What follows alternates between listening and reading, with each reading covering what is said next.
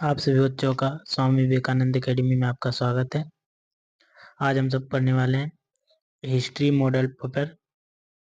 इसका subjective question करने वाले हैं सेट 1 का, मॉडल पेपर 1 का सब्जेक्टिव क्वेश्चन। चलिए स्टार्ट करते हैं। पहला क्वेश्चन, पुरातत्व से आप क्या समझते हैं? पुरातत्व से आप क्या, क्वेश्चन पूछा गया है पुरातत्व से आप क्या समझते हैं। ये वेरी वेरी इंपॉर्टेंट क्वेश्चन है, जरूर याद कीजिए। खुदाई के दौरान जो चीजें मिलती है, खुदाई के जब खुदाई करते हैं उस समय जो चीजें मिलता है, अगर उनसे इतिहास के बारे में पता चलता है तो उसे पुरातत्व कहेंगे।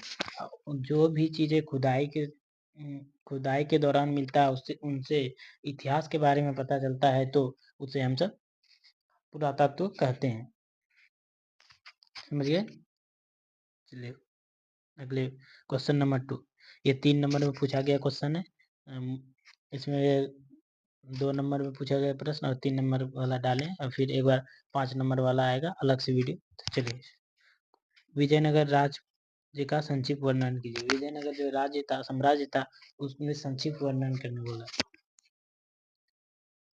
तो पहला देखिए, विजयनगर दक्षिण भारत में हिंदू का एक साम्राज्य था। विजयनगर जो था वो दक्षिण भारत में एक हिंदू साम्राज्य था।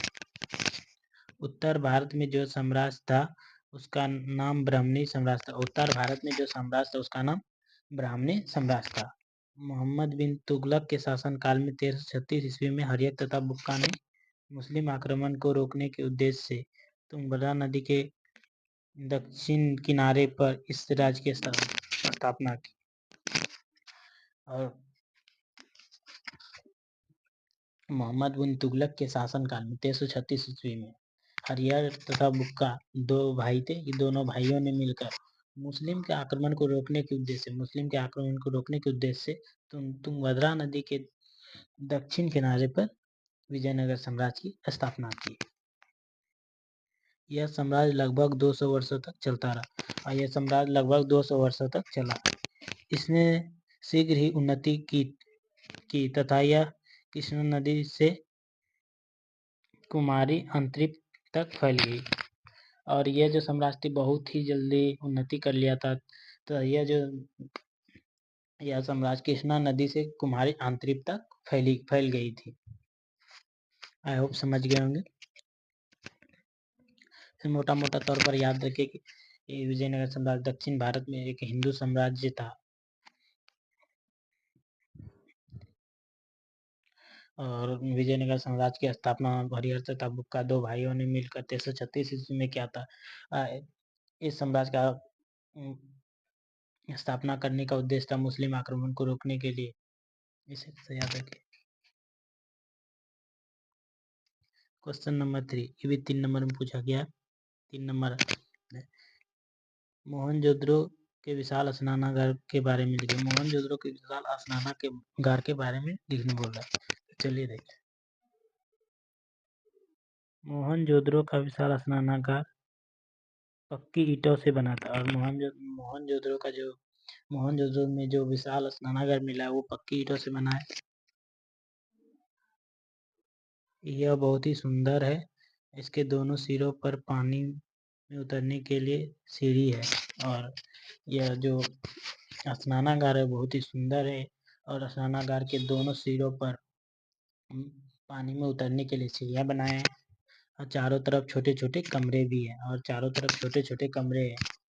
यह स्नानागार शायद धार्मिक स्थानों के लिए इस्तेमाल होता था। और जो स्नानागार है ये इसका उपयोग धार्मिक स्नान करने के लिए होता था, क्योंकि भारत में धार्मिक रहस्यों में स्नान करना बहुत महत्वपूर्ण है। और भारत का जो धार्मिक स्नान है, रस्में है, उसमें स्नान करना बहुत ही महत्वपूर्ण है। यहाँ गर्म ठंडा दोनों प्रकार की पानी उपलब्ध है और यह स्नानागार में गर्म तथा ठंडा दोनों प्रकार की पानी उपलब्ध रहती थी। आप समझ गए होंगे।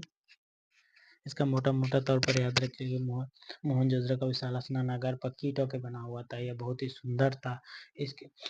इसमें उतरने के लिए दोनों पानी में उतरने के लिए सीढ़ियां बनाए गए थे। चारों तरफ छोटे छोटे कमरे थे और इस स्नानागार का उपयोग धार्मिक स्नान करने के लिए किया जाता था और इस स्नानागार में गर्म और ठंडा दोनों प्रकार के पानी उपलब्ध था। चलिए अगला क्वेश्चन नंबर 4, किन्हीं 2 गुप्तकालीन मंदिरों के नाम बताइए। 2 नंबर का है, गुप्तकालीन कुछ प्रमुख मंदिर के नाम ये रहे। गुप्त काल में जो ये मंदिर थे, पहला तिगवा का विष्णु मंदिर, ये कहाँ है? जबलपुर मध्य प्रदेश में। तिगवा का विष्णु मंदिर ये कहाँ है? मध्य प्रदेश के जबलपुर जिले में। दूसरा भुमरा का शिव मंदिर, ये नागौर मध्य प्रदेश में, ये भी कहाँ पे? मध्य प्रदेश। चले क्वेश्चन नंबर 5, महाजनपद से आप क्या समझते हैं? उत्तर वैदिक काल में जिस क्षेत्रीय राजाओं के उदय की प्रक्रिया आरंभ हुई थी, वह 6ठी शताब्दी ईसा पूर्व तक आते आते बड़े राज्यों में बदल गए थे। वैदिक काल में जो क्षेत्रीय राजाओं का उदय हुआ था, उदय की प्रक्रिया आरंभ हुई थी, वह 6ठी शताब्दी पूर्व आते आते बड़े राज्यों में बदल गई थी। इन्हीं प्रभु संपन्न राज्य को महाजनपद कहा गया बौद्ध ग्रंथ के अनुसार 16 महाजनपद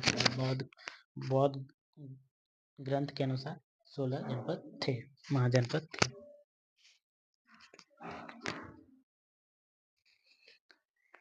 क्वेश्चन नंबर 6, हिंदू धर्म के 2 महाकाव्यों के नाम लिखें। हिंदू धर्म के 2 महाकाव्यों के नाम। तो पहला हिंदू धर्म के 2 प्रमुख महाकाव्य, पहला रामायण, दूसरा महाभारत। चलिए क्वेश्चन नंबर 7, ताजमहल किसने और कहाँ बनवाया था? ताजमहल किसने बनवाया था और कहाँ बनवाया था पूछा गया। ये 2 नंबर पूछा गया।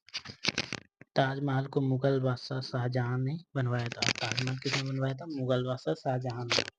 यह उत्तर प्रदेश के आगरा शहर में यमुना नदी के दक्षिण तट पर बना है। और जो ताजमहल है वो उत्तर प्रदेश के आगरा शहर में यमुना नदी के दक्षिण तट पर बना है। चलिए पढ़ते हैं आगे। क्वेश्चन नंबर 8, गोपुरम से आप क्या समझते हैं? गोपुरम से आप क्या समझते हैं?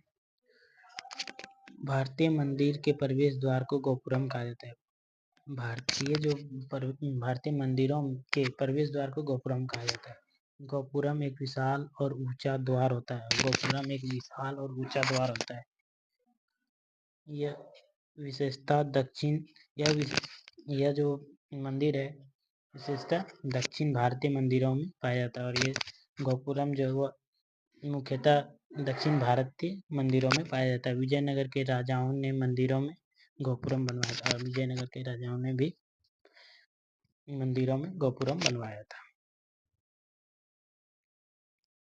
आप ऐसे भी लिख सकते हैं कि दक्षिण भारत में मंदिर के प्रवेश द्वार को गोपुरम कहा जाता है। इतना भी लिखिएगा चल जाएगा। दक्षिण भारत में मंदिर के प्रवेश द्वार को गोपुरम कहा जाता है। इतना भी लिखिएगा चल जाएगा। और ये फिर से आ गया क्वेश्चन नंबर, मेगास्थनीज का संक्षिप्त परिचय दें। मेगास्थनीज का संक्षिप्त परिचय। मेगास्थनीज यूनानी राजदूत था। मेगास्थनीज कौन था? मेगास्थनीज के यूनानी राजदूत था और ये चंद्रगुप्त मौर्य के दरबार में आया था। मेगास्थनीज चंद्रगुप्त मौर्य के दरबार में आया था। उसने अपनी यात्रा वृत्तांत अपने ग्रंथ इंडिका में किया है और यह बताया कि उसने अपने पुस्तक जो लिखा था इंडिका उसमें बताया। इस ग्रंथ से चंद्रगुप्त मौर्य और उसके समकालीन शासक व्यवस्था के विषय में जानकारी मिलती है। इंडिका पुस्तक से चंद्रगुप्त मौर्य और उसकी शासन व्यवस्था के विषय में जानकारी मिलती है। समकालीन शासन व्यवस्था के विषय में जानकारी मिलती है। इंडिका पुस्तक से हमें चंद्रगुप्त मौर्य ने कैसी मौर्य साम्राज्य की स्थापना की, कैसा उस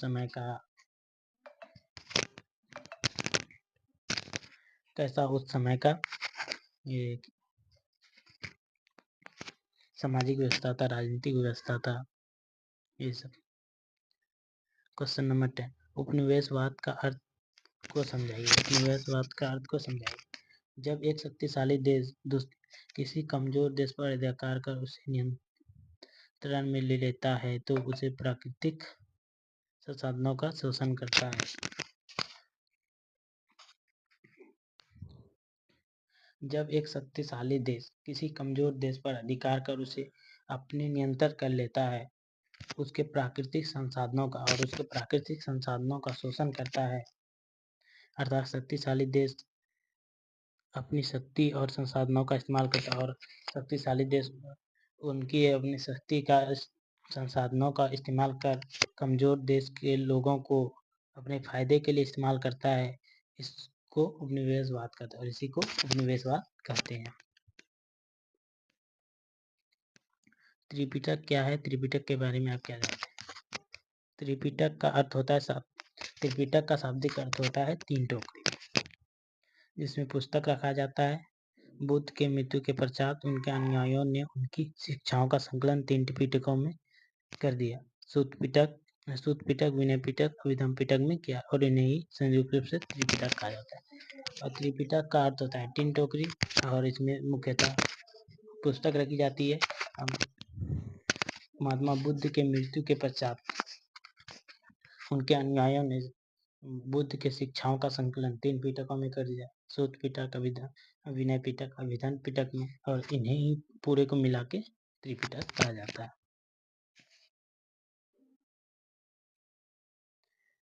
अस्थायी बंदोबस्त से आप क्या समझते हैं?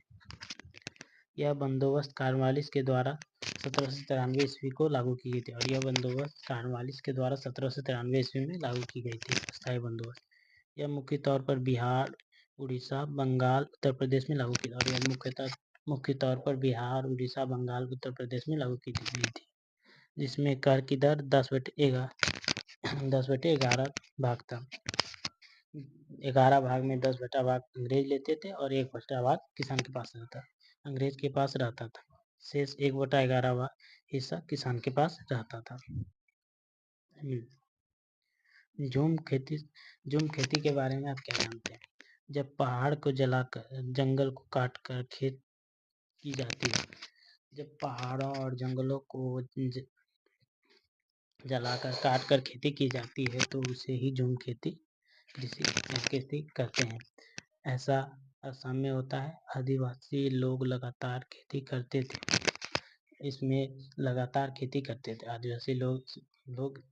आदिवासी जो इसमें लगातार खेती करते थे। जब जमीन की उर्वरक शक्ति कम हो जाती तो फिर वे इस जमीन को छोड़कर दूसरी जगह चले जाते।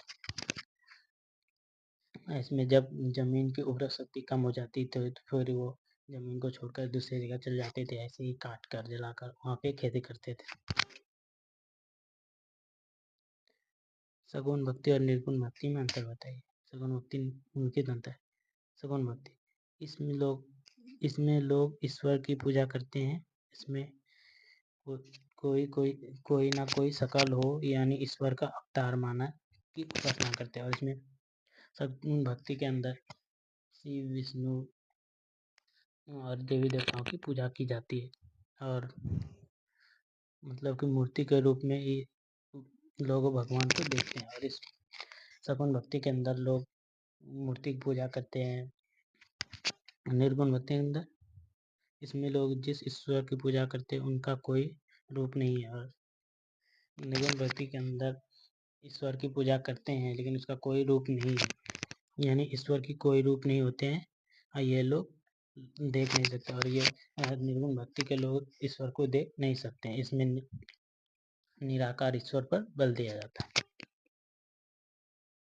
चलिए मिलते हैं अगले वीडियो में। वीडियो अच्छा लगे लाइक सब्सक्राइब जरूर कीजिए।